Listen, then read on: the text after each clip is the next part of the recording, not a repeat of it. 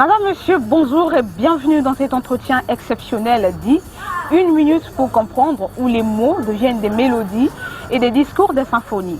Nous plongerons ensemble dans l'univers captivant des harmonies de la parole, l'art sublime de la plaidoirie et de l'éloquence. Aujourd'hui, nous avons le privilège d'accueillir deux invités. Ils sont tous jeunes, beaux, intelligents, mais surtout éloquents. Comment peut-on les appeler? Ah oui, j'ai le mot avec moi. Ce sont les virtuoses de l'art oratoire. Préparez-vous donc à être transportés dans un monde où les mots dansent et où chaque syllabe est une note de musique. Rassurez-vous, nos invités vont vous entraîner dans un voyage envoûtant à travers les nuances et les subtilités de la plaidoirie et de l'éloquence. Chers invités, bonjour. Bonjour Justicia, merci. Merci d'honorer notre invitation et bienvenue à vous. J'ai avec moi Merci, bonjour. Merci, tu es 83 ans. Tu es étudiant en Master 1 à la faculté de droit de l'Université Marine-Wabi. Et aujourd'hui, on te reçoit en tant que le gagnant du concours de la 9e édition du concours de plaidoyer et de l'éloquence organisé par l'Union européenne en collaboration avec l'ambassade de France au Congo. Merci une fois de plus d'honorer notre invitation. Moïse, tu es étudiant également, mais étudiant finaliste en Master 2 de droit public, spécialité constitutionnalisme africain à la faculté de droit de l'Université Marien-Wabi de Brazzaville, auteur de recueils de poèmes et actuellement professeur de langue anglaise et de l'informatique au collège. Et tu es le coordonnateur de la plateforme Génération Conscience, étudiant de l'informatique. Tu as été membre de l'équipe d'animation et co-présentateur de l'émission Studio 210 à Télé Congo. Aujourd'hui, lauréat du prix spécial de l'élégance du même concours. Et merci encore de plus et bienvenue dans notre émission. Ok, première question. Non, c'est pas quelque chose de difficile. Après, on n'aura pas de problème avec vous puisque vous êtes, je sais à qui j'ai. Oui, peut-être bien, mais nous sommes ici en tant que, voilà, vous l'avez dit, lauréat du prix. Ok, première question. Pouvez-vous partager avec nous votre première expérience avec la plaidoirie et l'éloquence et comment cela a impacté votre parcours? Et la parole est à qui je veux la prendre? Naturellement, je le serai au grand lauréat. Moïse, il est né. J'ai le monopole de choisir. Moïse, il est né le 25 décembre. Merci. D'accord. Bon, je dirais que ma première expérience avec la plaidoirie et l'éloquence n'était pas vraiment bonne. Déjà, chaque fois que j'y pense, j'ai tellement la rage, j'ai tellement honte de moi. En vrai, moi, je dirais que l'art de savoir bien s'exprimer s'est imposé à moi. Plus j'ai appris, je me suis rendu compte qu'il fallait que j'apprenne à bien parler. Du coup, ma première expérience, c'est celle qui m'a servi de boost pour pouvoir m'améliorer. Elle n'était pas bonne, mais j'avais le choix, après celle-ci, soit de laisser tomber et de me dire que je ne serais jamais un bon orateur, ou de m'améliorer et d'apprendre. Bah justement, vous savez, la première fois, c'était comment? J'étais en première année, à la fac, on avait un enseignant qui avait organisé un simulacre de procès. Du coup, moi, je prenais parti pour la liberté du mariage, mais franchement, j'étais tellement naze. Chaque fois que j'y pense, mais franchement, j'étais nul, totalement nul. À tel point que même mes amis m'ont dit, mais qu'est-ce qui n'a pas marché et tout. Mais je me suis rendu compte que pour apprendre à bien marcher, il fallait tomber. J'ai appris et j'ai fait en sorte de m'entourer des gens qui pourront me permettre d'apprendre à bien parler. Notamment, j'ai rejoint Toastmasters International et c'est là où on a taillé la pierre qui aujourd'hui se tient devant toi. Très bien. Louise, tu peux prendre la même question? Oui, déjà merci pour l'invitation. Je reviendrai peut-être très rapidement dessus. Vous savez, les premières choses sont les plus déterminantes. Et un grand homme dans ce pays a dit un jour, quand vous ratez le début, eh bien, vous ratez toute la suite. Mais bizarrement, nous, on a eu à rater le début de l'éloquence. La première expérience n'a pas été la bonne, mais pour autant, on n'a pas raté la suite. C'était une ouverture pour nous, pour embrasser un nouveau monde plein d'aventures et plein de mystères. Et aujourd'hui encore, nous parvenons à brasser ce mystère et se rend compte que l'éloquence, c'est quelque chose de fantastique. Et donc, cela remonte, je pense, en 2019. Il y avait eu un concours organisé par TV5, moi président. Et pendant ce concours, il fallait argumenter comme si on était des présidents, prendre ce rôle-là d'un président de la République et proposer donc un projet de société. Mais bizarrement, en 50 secondes. Il fallait le faire en 50 secondes. Moi, j'étais en deuxième année et c'était très chaud. 50 secondes, une vidéo et vous allez convaincre tout un peuple. Et TV5 Monde, c'est comme une chaîne francophone internationale. Et j'avais sacrément de la trouille. Et je n'avais auparavant jamais participé à un concours d'éloquence, mais je croyais toujours au pouvoir des mots. Je croyais à la capacité aux mots de pouvoir apporter un changement. Et quand je dis changement, un changement positif. Alors, j'y suis tombé dans l'eau, comme on dit. J'ai essayé. C'est vrai, je n'avais pas été sélectionné, gagnant. Mais lors de ce passage, j'ai appris des choses puisque j'ai fait des rencontres. Et je suis tombé sur l'interview du professeur Prigent qui avait écrit sur Convaincre avec Schopenhauer. Et quand j'ai pris connaissance de ce livre, ça m'a ouvert les yeux pour pouvoir comprendre que, effectivement, c'est là en valait le coup. Mais qu'est-ce que ça fait aujourd'hui, leur fille, toi en tant que lauréat de ce concours? Qu'est-ce que ça fait? Et Maurice, toi aussi, tu vas répondre en tant que lauréat du prix spécial de l'éloquence. Est-ce que ça fait prendre la grosse tête? On se dit, ouais, on est déjà arrivé, c'est nous les stars maintenant. Est-ce que ça arrive aussi? Bah ouais, ça arrive. Déjà, moi, je suis devenu une star. Tout le monde m'appelle. Il y a les membres de la famille qui m'appellent tout le temps pour me demander de l'argent parce qu'on me voit à la télé.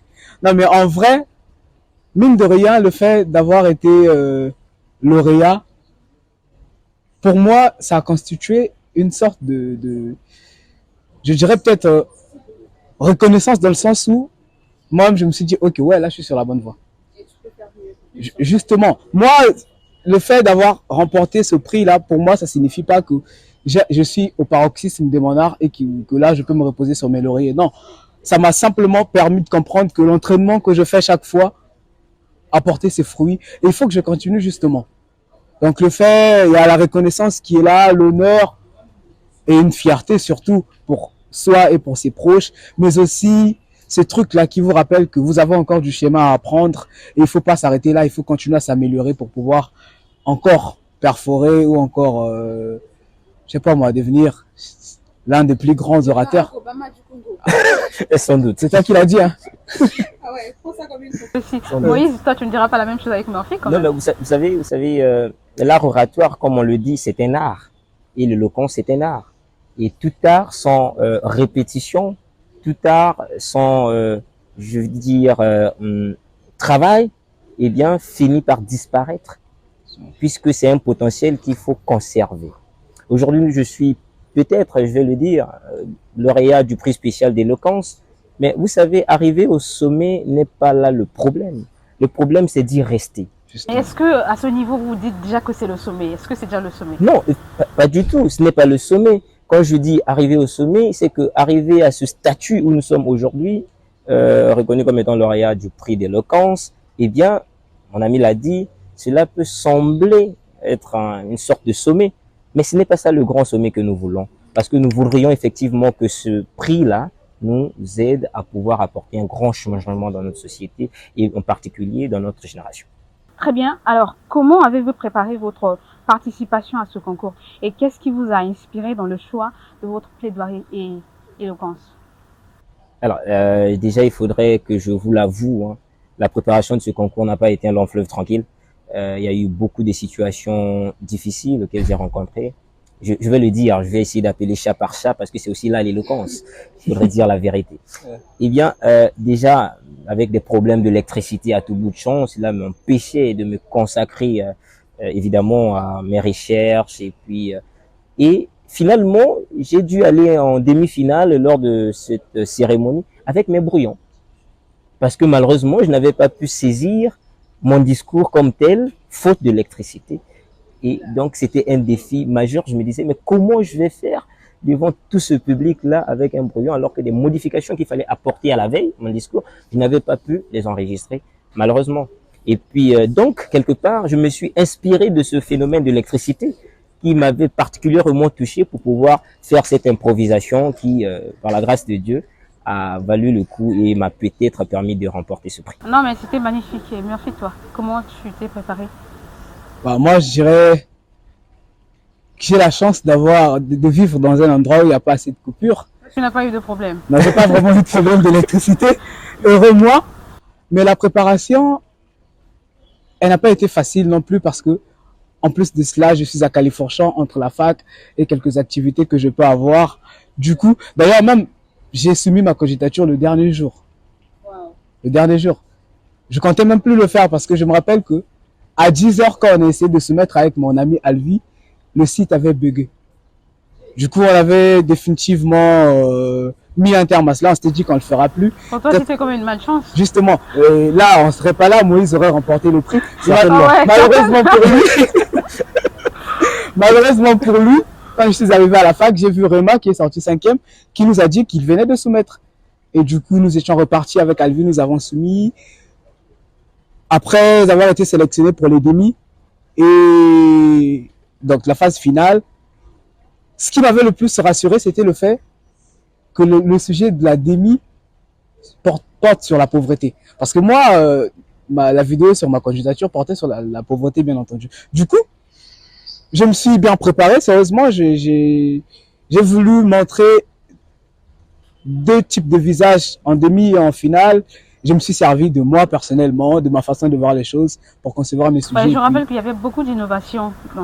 Justement. Oui. Parce que déjà que le sujet de la demi, c'était être pauvre et se manquer de l'argent. Du coup, en réfléchissant, je me suis dit, je connais ces gens-là, la plupart diront que non, ça c'est un secret de polichinelle. Il suffit pas d'être pauvre. Il suffit pas de manquer de l'argent pour être pauvre. Mais je me suis dit, bon, ok, il faut que je joue un peu au gars qui fait de l'hérésie. À la malice. Justement. Du coup, je suis là, je dis, sans vraiment dire ce que je pense, et puis j'ajoute un peu de sauce, et puis voilà. En tout cas, ce qui m'a vraiment poussé à bien, peut-être à remporter ce prix, c'est le fait que j'ai voulu m'amuser. J'ai vraiment voulu m'amuser. Que ce soit en demi et en finale, j'ai vraiment voulu donner au public ce qu'il attendait de moi. Très bien. Pouvez-vous nous expliquer comment vous percevez le pouvoir des mots dans la plaidoirie et l'éloquence, surtout en contexte de concours? Moi, je dirais que les mots ont un sens.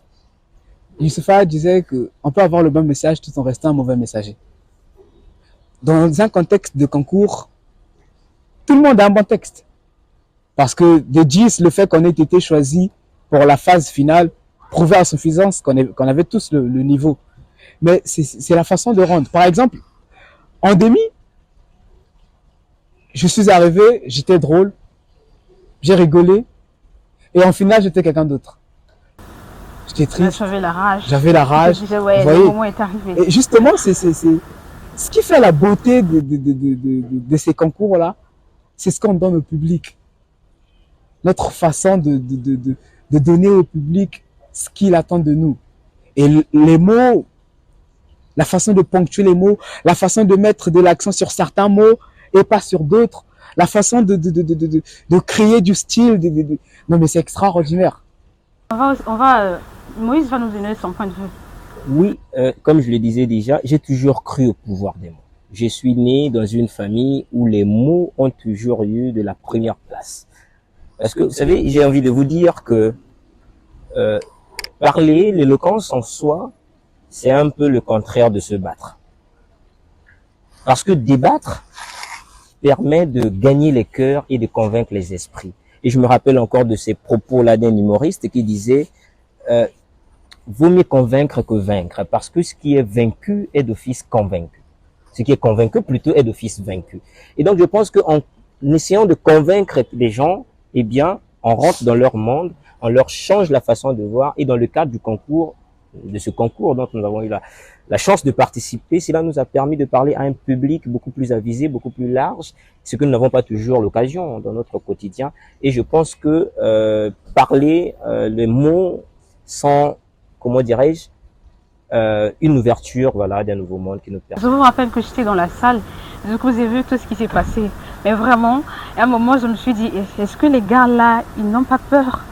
Je voyais le visage de Moïse, surtout Moïse quand il était dans son bain où il disait, c'était beau. Mais j'ai envie de vous demander, est-ce possible de partager avec nous un moment inoubliable ou une réaction du public lors de votre prestation qui vous a particulièrement marqué? Parce que Murphy, moi, je ne sais pas s'il y avait des gens de Toastmaster qui étaient derrière moi, les gens criaient, il y avait des gens qui jacassaient derrière moi.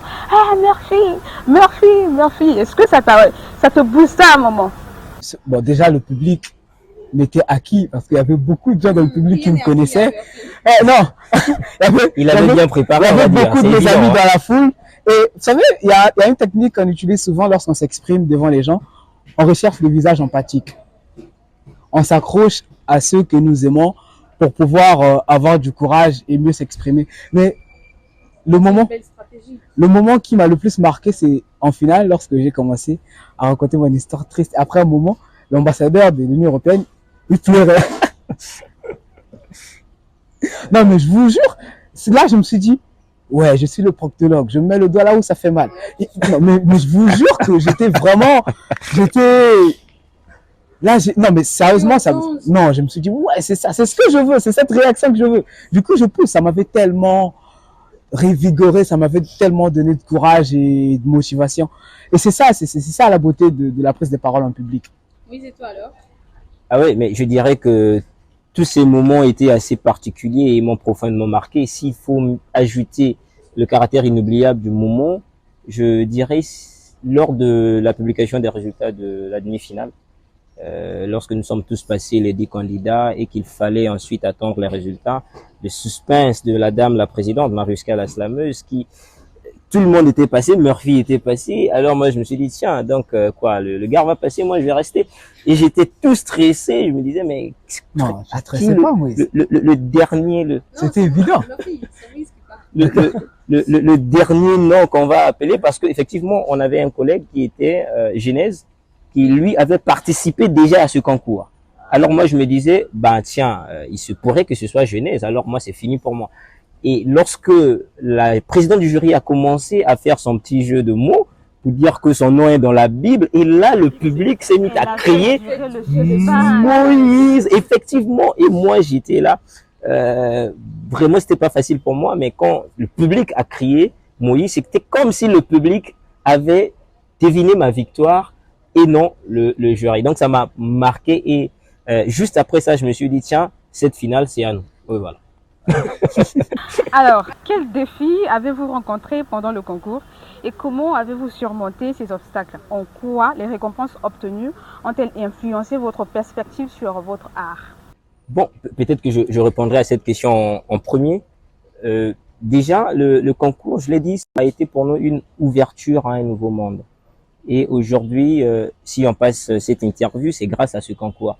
Et donc cela, quelque part, renforce notre confiance en soi et nous rappelle notre responsabilité.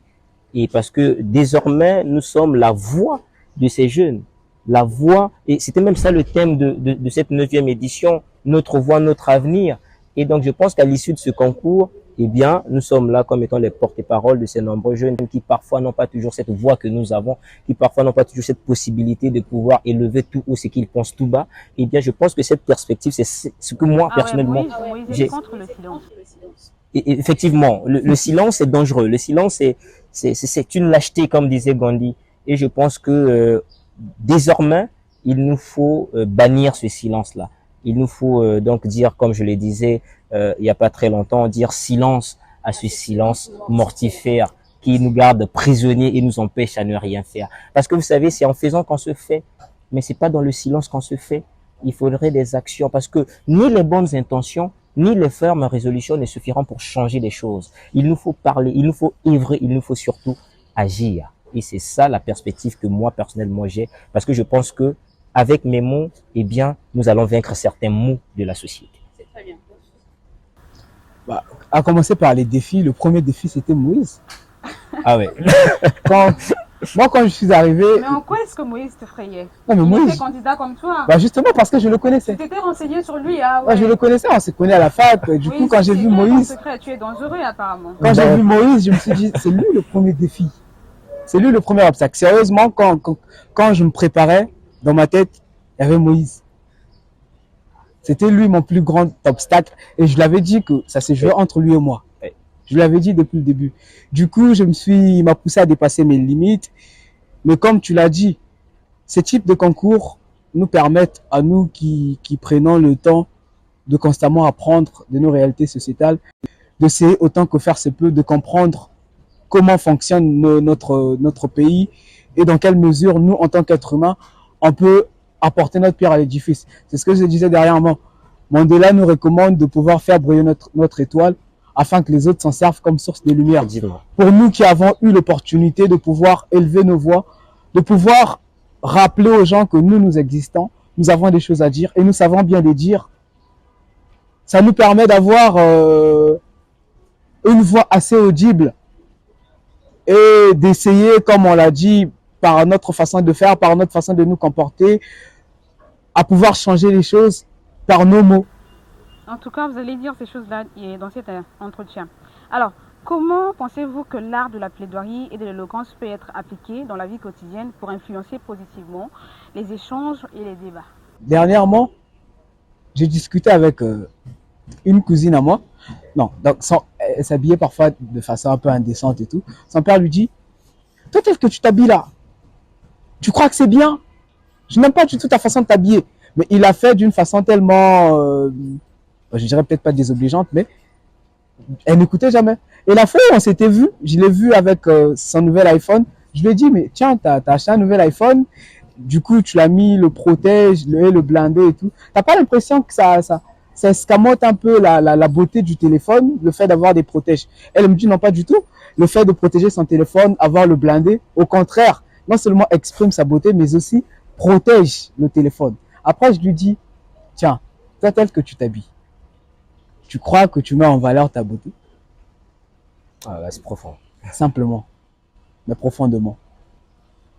C'est ce qui apporte le fait de pouvoir savoir communiquer. Vous savez, malheureusement, on pense à tort que parler, c'est crier. On pense à tort que pour pouvoir faire changer d'avis à quelqu'un, il faut simplement hausser son ton. Mais comment on arrive à avoir cette maîtrise dans la communication relationnelle? C'est en apprenant à bien parler. Parce que parler à quelqu'un ne signifie pas se faire comprendre. C'est ça le plus important. Et en arrivant à maîtriser l'art de savoir très bien s'exprimer, on arrive non seulement à parler, mais aussi à se faire entendre et à se faire comprendre. D'où l'importance de savoir très bien s'exprimer dans nos relations. Ça nous permet d'assainir et d'apurer nos rapports avec les autres. Voilà un peu. Je suis entièrement d'accord avec ce qu'a dit Murphy. Vous savez, madame, les mots peuvent détruire, tout comme les mots peuvent construire. Parler est une chose, tout le monde peut parler, même un bébé peut parler, mais savoir parler en est une autre. Et tout justement dans notre quotidien, il ne faut pas que nous puissions nous limiter à parler, parce que à force de trop parler, parfois on n'entend plus. Ouais, il faut parler par nécessité. Il faut parler par nécessité, il faut parler pour construire. Et donc Benjamin Constant un jour a dit que la politique c'était l'art du vocabulaire. Cela peut sembler anodin, mais c'est vrai, parce que dans notre société tout est bâti sur le relationnel, et le relationnel a pour fondement la communication. Donc je pense que l'éloquence dans le quotidien est une chose qui fait partir de moi. Je l'utilise autant pour passer un entretien que pour illuminer la vie d'une belle fille que je rencontre en chemin. Et parce que c'est très important de pouvoir utiliser des mots qu'il faut à la place qu'il faut et au moment qu'il faut. Justement. Sinon, eh bien, nous tomberons sur des histoires assez difficiles. Il est certain que vous n'allez pas vous arrêter seulement à ce concours. Donc vous avez d'autres projets et d'autres aspirations. Alors, quels sont vos projets ou aspirations dans le domaine de la plaidoirie et de l'éloquence après ce concours? Oui, toi tu as la parole. Bien, merci. Après ce concours, il y a bien des choses qu'il faut faire, il y a bien des choses qu'il faut construire. Personnellement, comme déjà bien avant le concours, c'est dans l'écriture. Vous avez su le rappeler dans la présentation que vous m'avez fait. Bonne présentation d'ailleurs.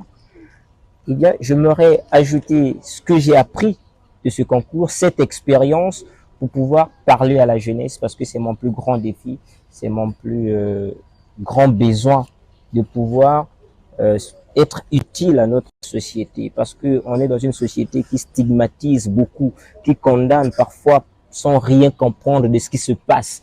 Et moi, je pense que les mots seuls nous aideront à pouvoir relever la courbe aujourd'hui qui est tellement endossée sur notre... En fait, tu veux bien répondre à la question?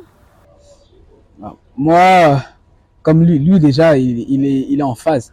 Mais moi, je suis en train de rédiger un livre aussi qui traite du développement personnel, de la psychologie sociale. Donc le titre et le revers sera extrêmement brutal. Un roman, un recueil, Un essai, un essai. un essai. Mais en plus de cela, j'ai la chance d'être dans un organisme d'art oratoire. J'espère que je vais l'avoir sans bourse déliée. Hein. Je ne vais pas payer. Non, t'inquiète pas, tu l'auras avec tout. Donc, le fait d'être à Toastmasters International fait que je sois constamment en train de m'améliorer en tant qu'orateur. Parce que Toastmasters, c'est un organisme qui est implanté dans 146 pays. La formation, elle est sempiternelle. Chaque fois qu'on apprend, on change de niveau, jusqu'à ce qu'on arrive à occuper des responsabilités dans l'organisation. La spécificité Sans de... pour autant te couper la parole, mais ensuite tout à l'heure tu as parlé de Toastmaster, mais j'aimerais quand même que tu nous fasses comprendre c'est quoi Toastmaster et qu'est-ce que vous faites concrètement, quelles sont les activités que vous faites là-bas, parce que moi j'y étais une fois, hein. Je me suis rendue là-bas une fois, je me souviens, mais c'était magnifique, j'avais apprécié, mais surtout toi, j'aime beaucoup ta gentillesse. Tu étais le seul d'ailleurs, Murphy était le seul à venir me dire un bonjour de la main, j'avais beaucoup apprécié. Alors tu nous expliques comment ça se passe à Toastmaster.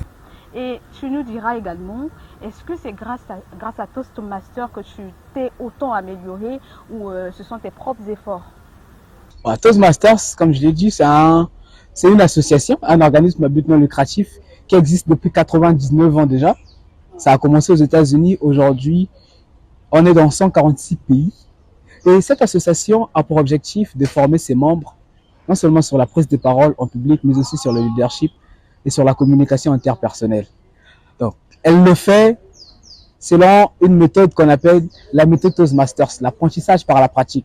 Ça veut dire quoi? C'est que chez nous, quand tu es Toastmasters, tu suis un parcours en ligne, tu choisis la formation que tu veux suivre, mais l'entraînement, c'est dans un club que tu le fais. Donc, on se réunit chaque deuxième et quatrième jeudi du mois à l'hôtel Olympique Palace de 17h à 19h, là où on s'exprime, on se forme. L'avantage avec Toastmasters, c'est qu'il n'y a pas de maître. Les membres s'évaluent mutuellement. Par exemple, quand tu as un membre à un projet, il a un évaluateur de discours qui s'assure qu'il atteigne les objectifs de son projet. Parce qu'il y a des projets où il faut simplement faire usage de sa variété vocale, des projets où... Non, c'est payant, j'en viens. La formation coûte cher, bien entendu. Donc, on se forme mutuellement et on s'évalue. La formation, elle est à combien? Les frais d'inscription s'élèvent à 12 000 francs et la souscription, c'est 40 000 pour 6 mois. 40 000 pour 6 mois. Donc, après chaque 6 mois, je paie 40 000. Après chaque 6 mois, je paie 40 000. Et quand je pense à la formation qu'on acquiert là-bas, mais franchement, c'est rien 40 000. C'est l'équivalent de 6 500 par mois. Aujourd'hui, si j'ai pu me permettre de pouvoir jouer avec les émotions des gens, c'est à Toastmasters que j'ai appris ça. Donc, j'ai même pas besoin de beaucoup dire pour convaincre les gens. Il suffit juste de voir Murphy Ponzou et de se dire que si on veut parler comme Murphy Ponzou, on sait où on veut aller. C'est à Toastmasters. Murphy, tu es tellement convaincu de ton club, voilà, ça se comprend. Alors, est-ce qu'il y a-t-il une leçon ou une réalisation que vous avez retirée de ce concours et que vous aimeriez partager avec d'autres passionnés de l'éloquence? Oui, en particulier. Déjà pour ceux qui s'apprêteraient peut-être bien à emboîter le pas de l'éloquence, parce que c'est un exercice assez difficile quand même et surtout beau, parce que tu te donnes quand même à un challenge personnel. Mais surtout, ce que je leur dirais, c'est de rester soi-même, l'authenticité. Vous savez, l'éloquence, parfois, on se dit, c'est l'art de manipuler les gens Parfois, il y a certains qui tombent même dans la flatterie. Mais moi, je pense que la meilleure des qualités d'une personne éloquente, c'est son authenticité, sa capacité à être et non à apparaître. Et c'est tout ce que moi, je pourrais leur dire. Ok, merci. Une expérience à... Vous savez, l'être humain a plus peur de parler devant les gens que de mourir. Ouais, on souffre tous de l'agoraphobie, mais après, Je faut vous savoir jure. comment la gérer. Mais vous savez, ce sentiment que ça procure, le fait de se dire que on dit des bonnes choses et le regard des gens. Moi, je suis quelqu'un, on me traite souvent de palapala. Je suis quelqu'un de très relationnel, vous savez. En tout cas, Souvent de palapala. Je suis quelqu'un de très Ah, agité. d'accord. Et pour qui la relation avec l'être humain compte énormément. Vous savez, le fait de voir toutes ces personnes-là qui étaient là, qui voulaient que je gagne, sérieusement. Le lendemain, quand j'ai regardé les vidéos, je me suis effondré. C'est extraordinaire. Le fait de se dire que des gens, notre existence constitue une bénédiction pour les autres. Le fait de se dire que ce qu'on dit signifie. Nous, on le dit par rapport à notre histoire, par rapport à nos expériences, par rapport aux connaissances qu'on a pu avoir, mais le fait de savoir bien les prononcer pour d'autres personnes, ça signifie tellement. Aujourd'hui encore, il y a des gens qui m'écrivent, qui me bénissent, mais c'est énorme. C'est une chose que vous voulez souhaiter à tout le monde. Ce que je ressens quand LeBron James met des paniers, quand Kylian Mbappé marque des buts, j'ai fait ressentir ça aux gens, vous vous rendez compte? C'est extraordinaire. En tout cas, je le recommande à tout le monde. très bien.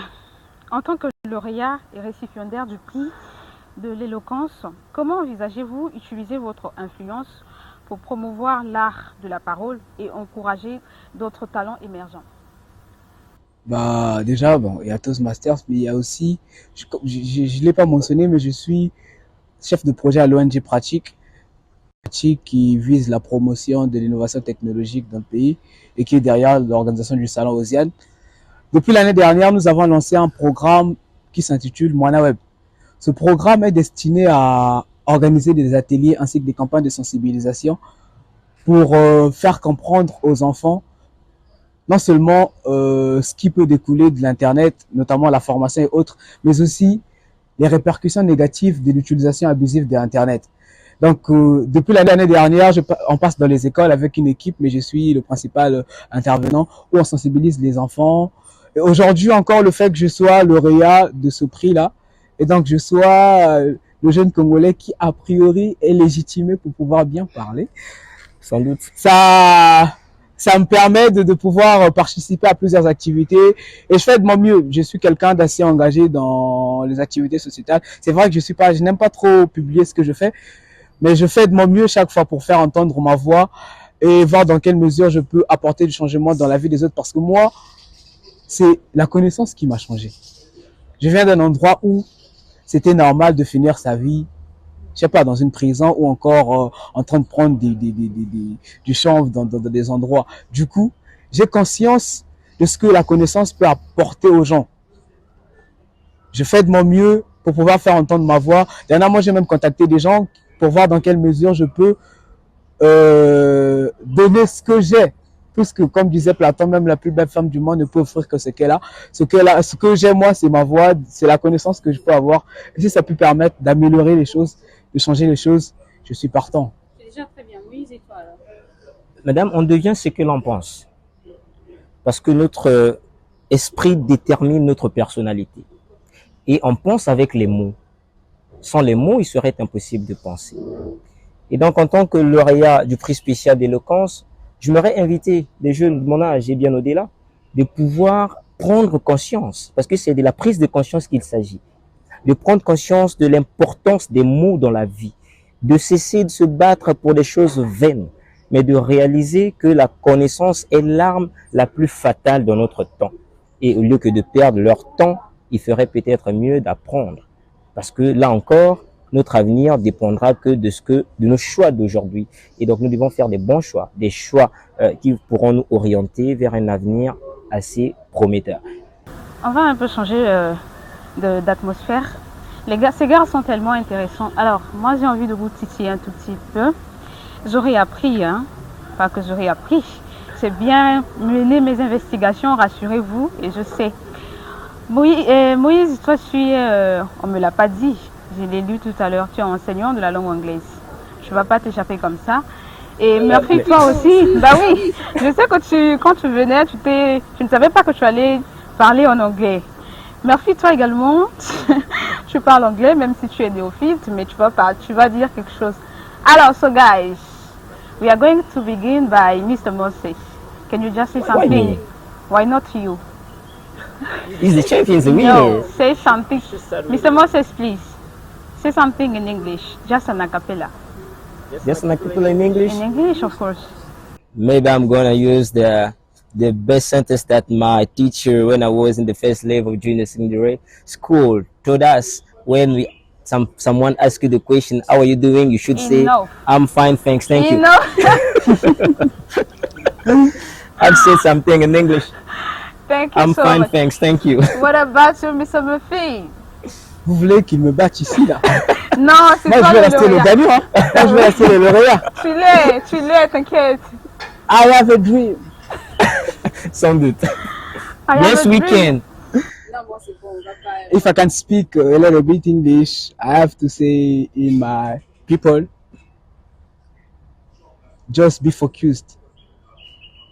Try to Non, mais je rappelle que notre émission en français, thank you so much. You're so interesting. Merci beaucoup, les gars. Donc là, c'est la dernière question. Quel conseil donneriez-vous à ceux qui souhaitent se lancer dans la plaidoirie et l'éloquence en particulier pour un concours? Déjà, il me faudrait rappeler que je suis pas un professeur d'art oratoire, hein, donc ça c'est clair. Il ne faut pas attendre de moi. Tu as la carrure. Il faut Oui, pas ça, tu as attendre tout de pour moi un conseil à la Schopenhauer ou encore à la manière de Cicéron. Mais ce que je dirais à ces personnes-là qui souhaiteraient nous rejoindre dans cette aventure, moi j'appelle ça une aventure assez particulière, c'est qu'il faut savoir une chose. Sans préparation, la vie n'est qu'une succession de réparations. Dans tout ce que l'on voudrait faire dans la vie, il faut prendre le temps de se préparer. Parce que la préparation est très importante. Il ne faut pas te dire, moi je sais parler, je tiens des discours, tiens, je vais m'engager pour faire un concours. Tu vas te prendre plein la face et tu vas plus jamais réessayer. Donc il faudrait pas prendre ça comme une sorte de jeu, mais il faudrait vraiment prendre ça au sérieux parce que la plaidoirie, l'éloquence, c'est aussi passer un message, c'est aussi défendre ses convictions, c'est aussi extirper ceux qui sont dans toutes sortes d'actions mauvaises pour leur ramener à la raison et leur ramener à la lumière. Donc je pense que à ces personnes-là, ils doivent vraiment prendre le temps de se préparer eux-mêmes d'abord, d'apprendre d'eux-mêmes, d'avoir confiance, parce que la confiance en soi est très importante lorsqu'on veut s'engager pour ces genres de concours. Il faut travailler sa confiance, il faut travailler son stress, il faut travailler beaucoup de choses, parce que avant tout, je l'ai dit au début, l'éloquence est un art.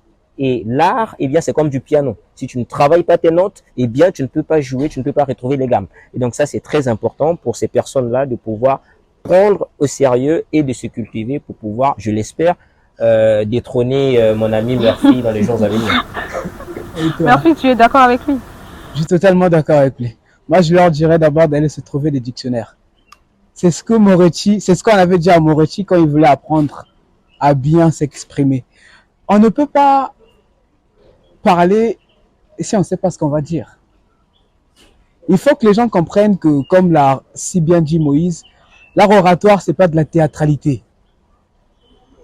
C'est un prolongement de sa personnalité.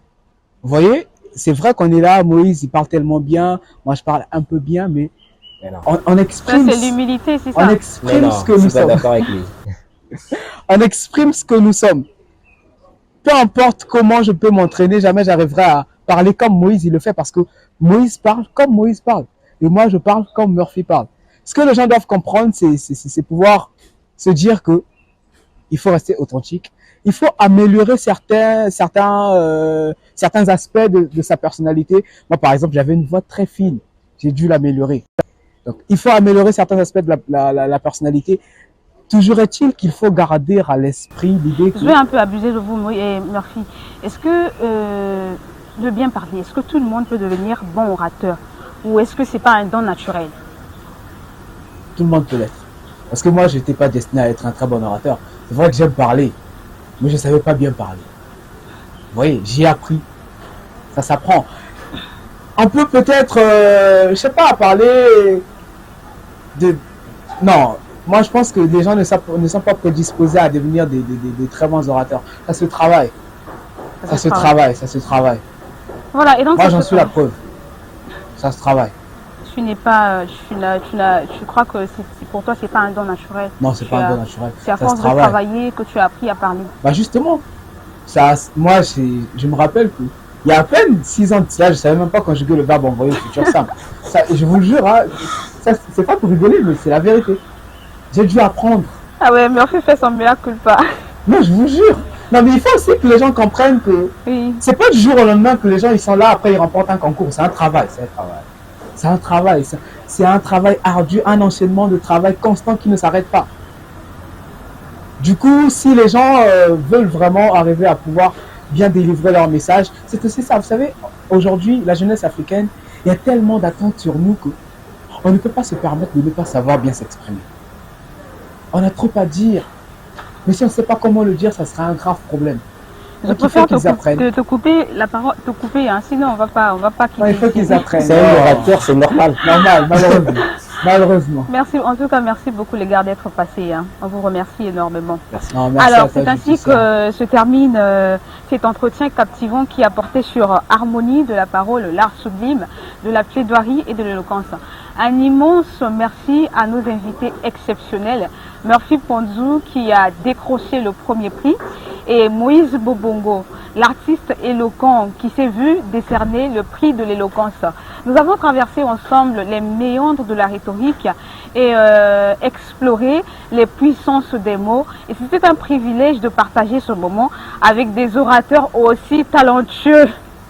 Un remerciement chaleureux à toute l'équipe technique d'avoir rendu possible cet entretien et une gratitude infinie à Saphir Hotel de nous avoir accueillis et rester à l'écoute pour de nouvelles émotions, de nouvelles découvertes. Et merci de nous avoir rejoints dans ce voyage verbal. Et à la prochaine pour de nouvelles découvertes et de nouvelles élégances oratoires. Au revoir et bonne année à tous.